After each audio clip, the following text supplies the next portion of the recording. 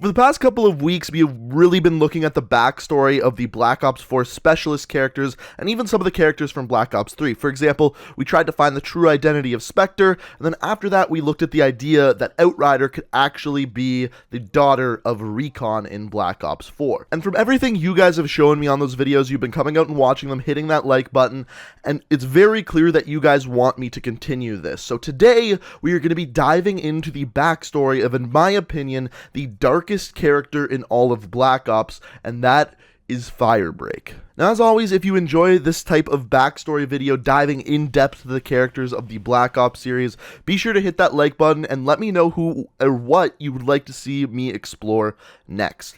Now, in Black Ops 4, we get an extremely dark cutscene about Firebreak, but it doesn't really give us too much information as to who he is until the very end of the cutscene. There's a little 2-second clip of him walking down this road here, and this little clip actually gives us way more information than the entire cutscene itself. So that is what we are going to be exploring in this video today. Now, before we get to that point, though, we first have to understand who Firebreak actually is and dive in a little bit to his backstory.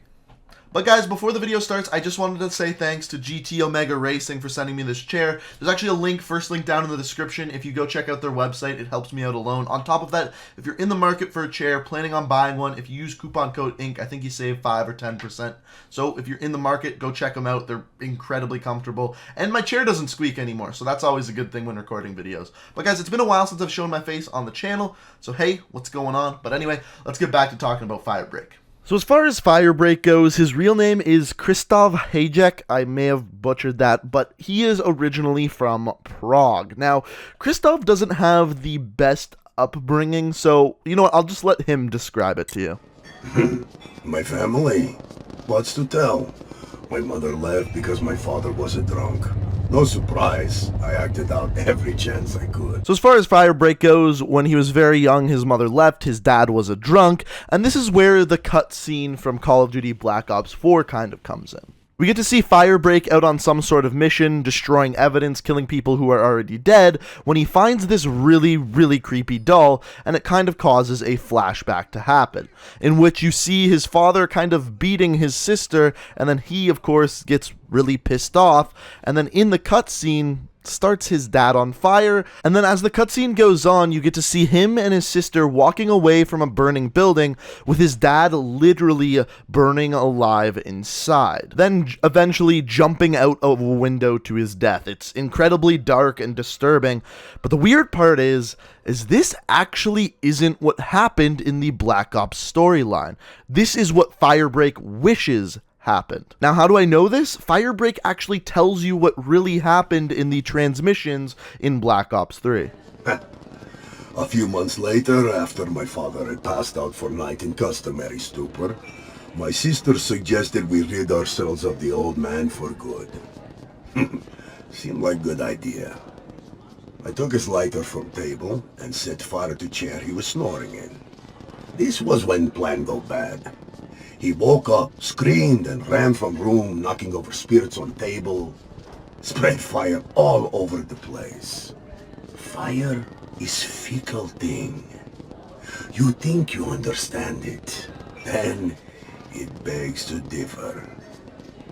Father ran from house, sister got badly burnt, I ended up in juvenile care facility. So really, either of these things could be a lie, the transmission could be a lie, or the cutscene could be a lie. Personally, I believe that the cutscene is what he wishes happened. As we know, his father escaped and he actually ended up burning his sister, wound up in a juvenile corrections facility, and because of that, ended up joining the military. So as we can tell from that part, Firebreak has really had a rough upbringing, and it's kind of odd that he visualizes something different happening than it actually did in the cutscene there. But the rest of the cutscene is a little bit of a mystery as well. Before the whole flashback happens, Firebreak is on some sort of mission in an old abandoned building to burn people who are already dead, almost like hiding evidence. The question is, why? Throughout the building he's walking through, we can see several biohazard symbols throughout the wall, but really, what is going on in this building? So to understand what Firebreak is doing here, we first have to understand his military background and why he started doing what he actually does with the Purifier, aka his flamethrower. The job I do, it's not for everyone. It's close-up work. You get to see what you do. You can't deny it. You can't unsee or unsmell it. Used to be, I'd RTB, and the smell of burnt flesh would be so strong, I wouldn't be able to eat. Doesn't bother me anymore. And as you can see, I normally get table to myself. I like to think I'm a problem solver. Enemy has you pinned down? Give me a minute. No problem. Choke point needs choking? Flame. No problem. Hostile sniper using a building as nest? Give me 5 minutes. No building, no problem. You see the trend? Now, as far as when we look at the bio in Black Ops 4, what we can actually see here is his designation is called Area Denial. In other words, he is to deny people areas of battlefield or stop people from going to a certain destination, essentially using fire. But clearly in this cutscene here, that is not what he is doing. He is destroying evidence or killing people who are already dead. So let's address the question, what is going on in this mission? And once again, it all comes down to that very last scene that we are shown at the end of the cutscene here. And from this image here that we are looking at, we are able to very, very clearly see two very visible landmarks. The first of which, on the right side of the screen, we have a giant Ferris wheel. Then on the left-hand side of the screen, we appear to have three high-rise buildings with a piece of land or a ship or something like that on top of them. Now, as it just so happens, there was a map in Black Ops 3 with all of these landmarks on it as well. If we go to Aquarium in Black Ops 3, on one side of the map, we can once again see this exact same Ferris wheel. On top of that, to the other side of the map, we can also see three high-rise buildings with that same sort of structure, ship, or whatever it is on top of them, but one of the buildings is a little bit destroyed. And finally, a building that we haven't talked about yet, this really odd structured round-shaped building, is found right below those three high-rise buildings, can also be seen in the scenery that Firebreak is walking through.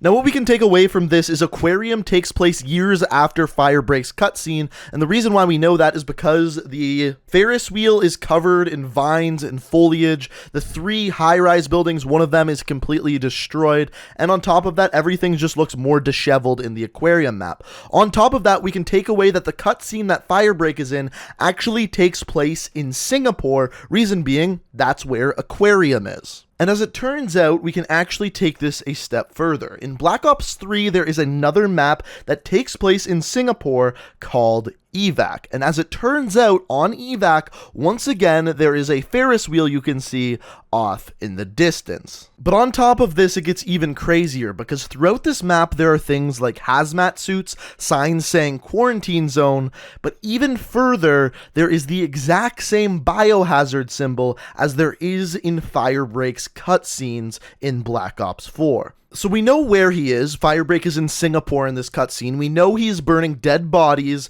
out of quarantine zones. The question is, why? Honestly, we don't get very much information about this, but we can deduct some things from other characters' stories in Black Ops 4 and a little bit of real-life information. So first of all, why would you burn a dead body in real life? Really, there's only one main reason, and that's to prevent the spread of disease. The main circumstance we have in today's society where that happens is burning dead bodies that had Ebola, because it's one of the rare diseases that is actually easily spread through dead bodies to live people. Of course, there are other diseases as well. That's just the most common one we see today. However, if we go and read Recon Specialist's story, he goes on and talks about how a virus has been spread throughout the world in the year 2038, and it spreads throughout most of the southern hemisphere. Now, Singapore isn't in the southern hemisphere, however, it is very, very close to the equator, which means it is very possible that Singapore was plagued by this same virus, and Firebreak has been sent in to destroy the dead bodies and essentially try to cleanse Singapore of this virus. So based on all of that information, that is what is going on in Firebreak's cutscene. The one part to this day that I still still don't understand is why Firebreak's flashback of killing his father is actually different than what happened in real life.